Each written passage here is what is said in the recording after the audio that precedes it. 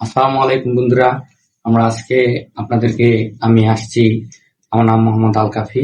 আমি আপনাদেরকে জার্মান ভাষা ভোকাব শেখানোর জন্য আসছি আপনাদের সামনে।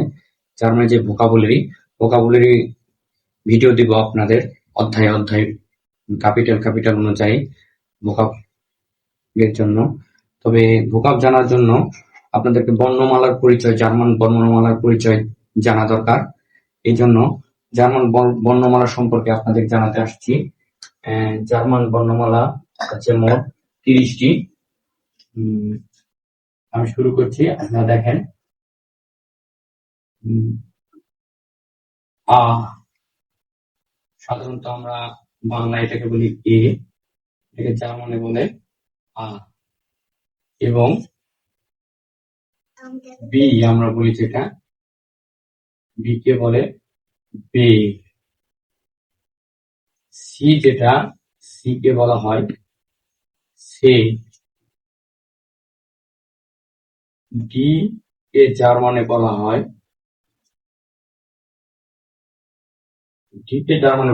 ডে।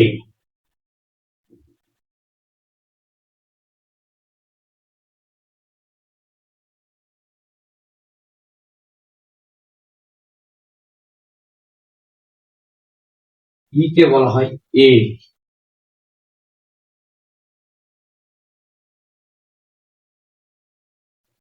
এফ কে জার্মানে বলা হয় এফ।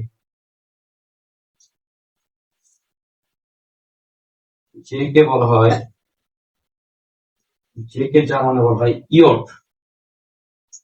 আমরা এটাকে যে বলে পরিচয়, ইংলিশে আমরা যে বলি, এটাকে ইয়ট বলা হয়, ইয়ট।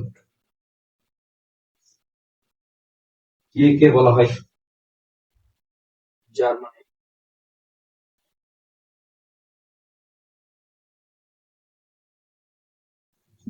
জার্মানে বলা হয় কা। কে এর জার্মান বলা হয় কা। আর এল এর জার্মান এল।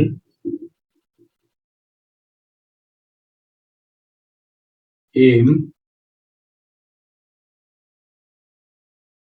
ও ও জার্মান ও বলা হয়। পি কে বলা হয় পে। পি কে পে বলা হয়। কিউ কে বলা হয় কু।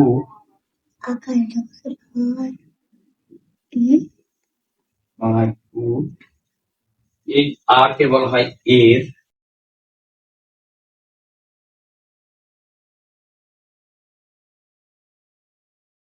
এস কে বলা হয় এস।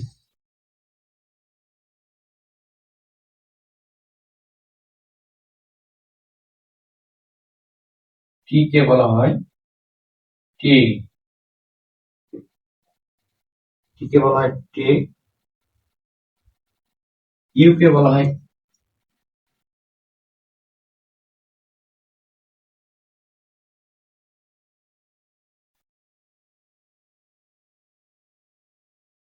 ভি কে বলা হয় ফাও। ভি কে ভয়ের মতন উচ্চারণ করা হয় ফাও।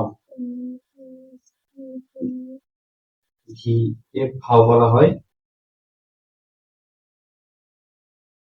ডাব্লিউ কে বলা হয় ভে।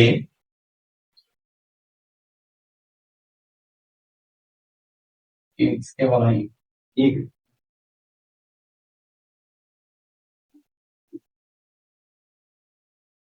এক্স বলা হয়। আর হচ্ছে জেড কে বলা হয় উপসিলন। ওয়াই কে বলা হয় উপসিলন।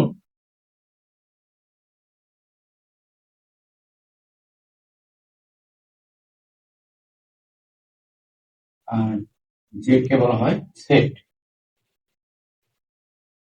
এই মূলত 26টি বর্ণের এটি। আর 26টি বর্ণ বাদেও অতিরিক্ত 4টি বর্ণ আছে জার্মান ভাষায়, যেটি জার্মান ভাষায় অতিরিক্ত 4টি বর্ণ আছে। এই 4টি বর্ণ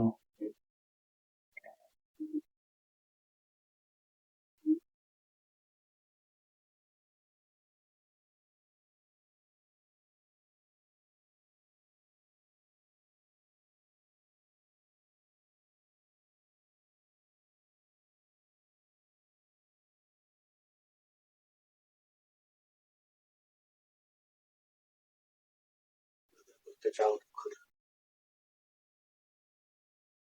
আরেকটু কাছে যাও। এই শব্দগুলো বন্ধ করবো না বন্ধ করুন। ভিডিও। আর umlaut, এখন umlaut বর্ণ আছে 4টি। এটা হচ্ছে আ umlaut, উচ্চারণ হবে আ। হ্যাঁ, উ umlaut, উ উচ্চারণ, এবং এস সেট,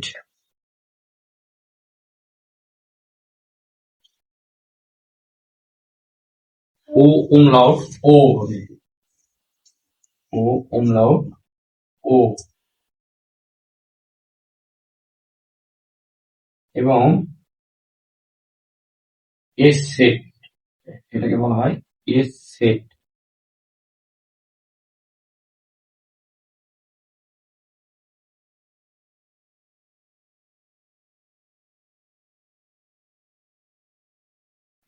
এস সেট।